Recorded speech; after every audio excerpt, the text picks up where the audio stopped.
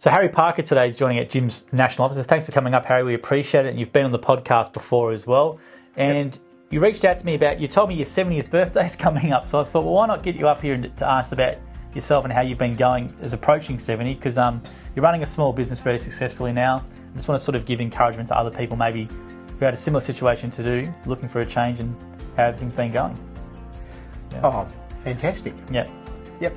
Enjoying every day, and every day is different. It's like living a new life every day, really. And then totally enjoying it. And coming up to 70, so how's the body feeling with everything? Pretty good. Yep. Yeah, I've lost a bit of weight. Getting used to being active a lot more. Because in my own business, it was mostly sitting behind a desk doing all the computer side of things and that, and not being anywhere near as active as what I am now. So I'm really enjoying that. Yeah, how's that changing? Because that's a good point. You had anyone watched the podcast of Harry, you had a successful business before, and when you're in the office for so long, and now you've gone from that to this later in life. So how's that transition been? Easier than what I thought it would be. Yeah. Because when the business folded, and that was because Dan Andrews pretty well shut my market down for the best part of 2 years, school market, and so I continued to do some of that business at home. For about 18 months. And it wasn't fulfilling because it was a lot smaller scale and it wasn't keeping me active. And I'm the sort of fellow that just wants to be doing things and building things. I mean, pre the business that we had to fold, I mean, I had bought and sold and built other businesses as well. Yeah. So the challenge for me was set many, many years ago in recognising something was there to be built.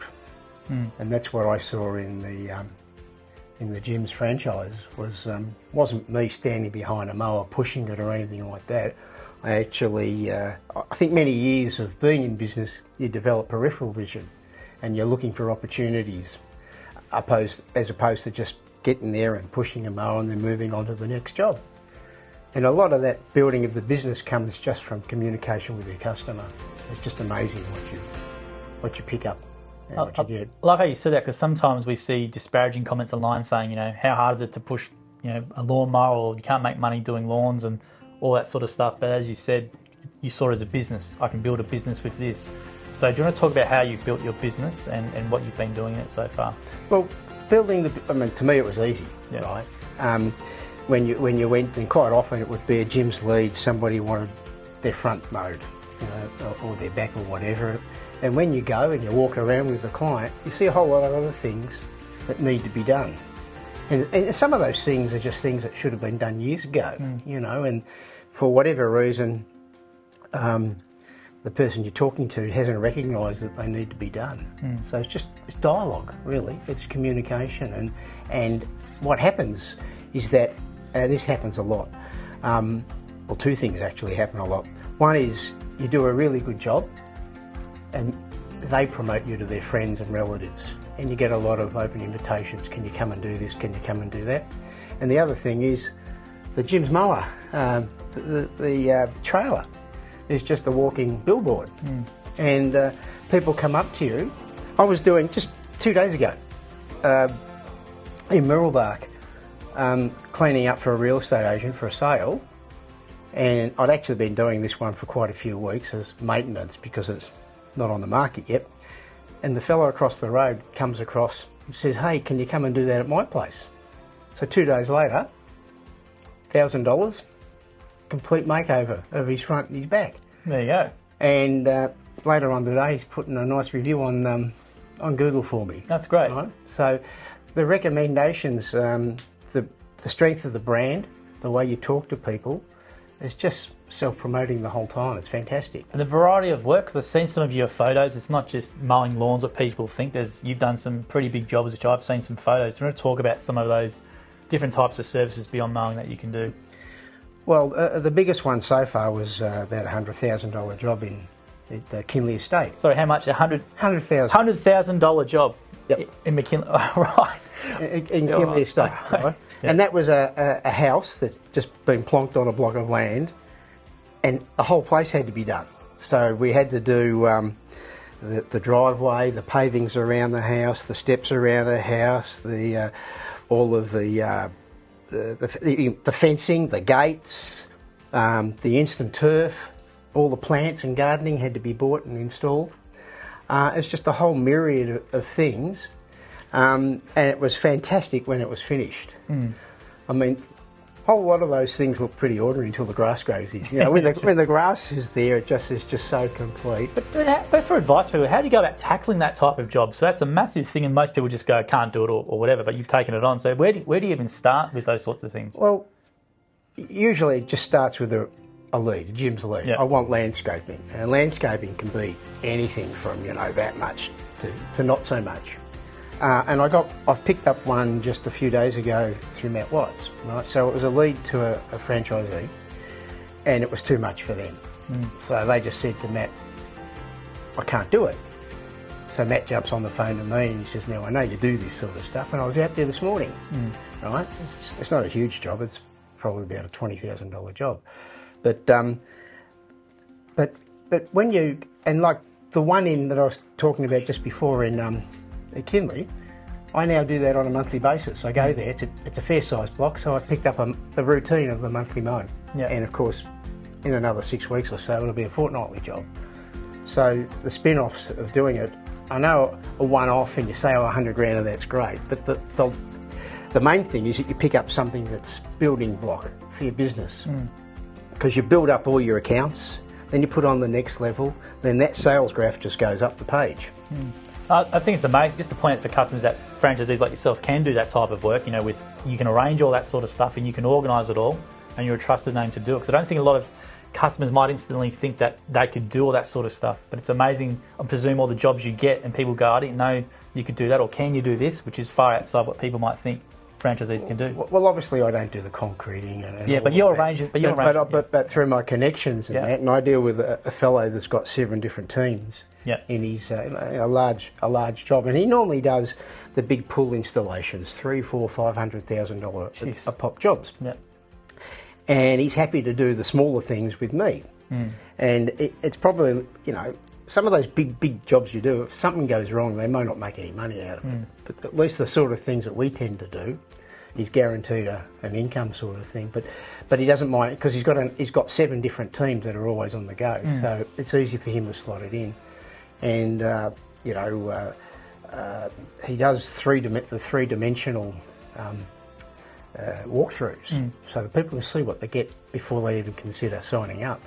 Well, I think it's great. Just a powerful tool. Absolutely, and I think it's amazing for just for customers to know that franchisees like yourself, you've got a big network, so they can use you, and you've got other people you can bring in, and you can get that sort of thing done. And they want one person to go to, which quite often is yourself. And I hear this a couple of times from Jim's Mowing franchisees, where they just like almost the site organizer or the organizer in a way, and they're bringing in services from here and here and here and managing the whole thing for a customer. But that must have been a very rewarding type of job to do. The big one, because through the contractor that I used, he goes and quotes on the whole thing, and I think I said this in the original podcast. He said to me, "How much do you want for just laying the grass?" Right, it was about 220 square metres. Jeez, so it's a lot. 4 pallet loads. Yeah, and I said, 6,000, right, and when he did the quote, he allowed 12,000.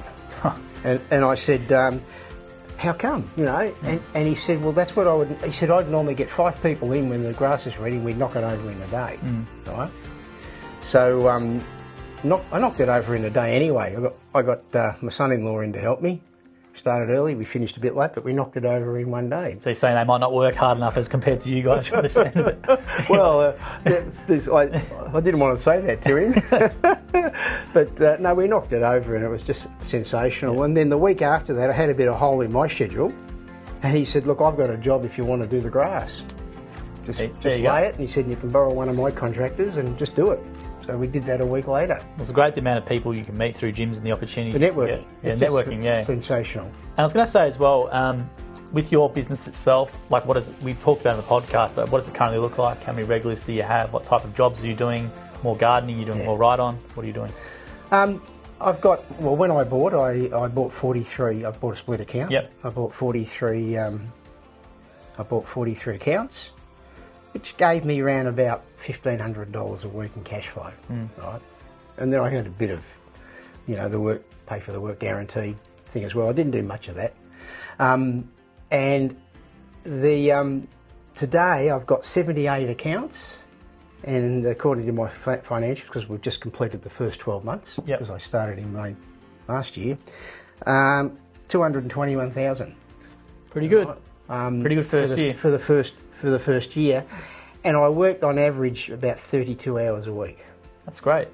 Right, so it gave me the life balance I was looking for, because in my previous business I was working 70 or 80 hours a week. Yeah. My wife, God bless her, looked after the kids and all that, but I didn't really see my kids grow up because of the hours that you were working. So now my kids are growing up and I've got grandkids, but I'm watching them grow up now. That's good. Because I've got the time to be a lot more family oriented. And you're staying active as well, and I think it's good income to come into in your older years. I think it's a really good income. Plus you're staying fit and active and you're socialising and stuff. I think it's a great business for older people to get into, I think. And what would you say to someone who may be a bit older, maybe thinking I'm a bit old or I can't do it, or what would you sort of say to them? Give it a go. Give it a go. Look, honestly, if you've got reasonable health, and if you just want to do it for physical exercise and things like that, well, you can. Everything's up to you in this. This is the beauty about, Jim's Mowing, and that is the hours that you work, how hard you want to work, how far you want to take it. All of those things are your choice. Jim doesn't get involved. Right? He doesn't try and steer you this way or that way. He just wants you to be happy. Look, well done on your first 12 months, because I think that's an amazing ROI from what you would have paid for the split and your business, and compared to what you've generated in your first year from a business is quite remarkable, and you can take that wherever you want. So well done on your first year of business, and it's great to see someone who's nearly 70. I think you're 70 on the weekend, so happy birthday for that. It was funny, talking to Joel just the other day, and when I was talking about this, and he said, how old are you going to be? And I said, 70. And he laughed. He said, I thought you were younger. And what did you say? I thought you would have been maybe late 50s or something like that. Yeah. Because I was interviewing on the podcast and I was hearing what you're doing. I saw the work that you did with some of the photos and things. I'm thinking, there's no way you could be nearly 70, but there you go. I'm wrong. There you go.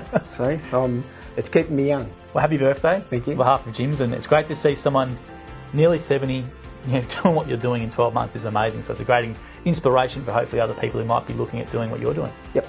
Thank you.